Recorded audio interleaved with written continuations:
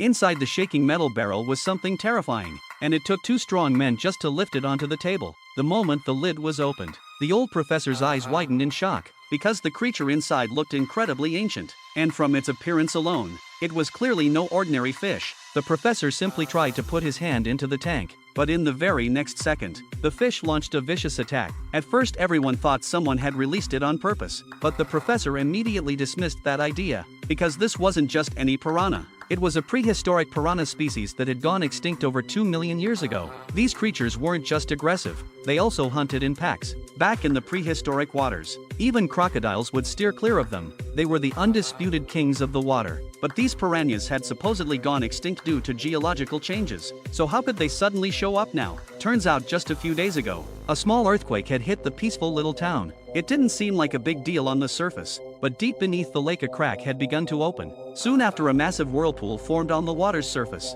Before the fisherman on the small boat could react, he were instantly swallowed by the giant wave. At that same moment, prehistoric creatures from the depths of the fissure surged upward. They bared their razor-sharp teeth and charged straight toward the fisherman in the water without hesitation. After receiving a report from the public, 2 officers rushed to the scene overnight, but all they found was a drifting boat. There was no sign of the fisherman anywhere. The town was set to host its annual boat race the next day, and tens of thousands of people were expected to enter the water. To eliminate any potential dangers, they immediately deployed a team of underwater investigators. As they passed through the massive crack on the lakebed, they discovered a narrow tunnel ahead. The male diver decided to go in first, while the female diver stayed at the entrance. The moment he entered, the man was stunned. It was like an endless abyss. What was even more terrifying was that the walls were covered with clusters of fish eggs, some of which had already taken shape, and you could clearly see their internal structures. The man, unsure of what they were, reached out to touch one, but in the next second he was attacked by an unknown creature.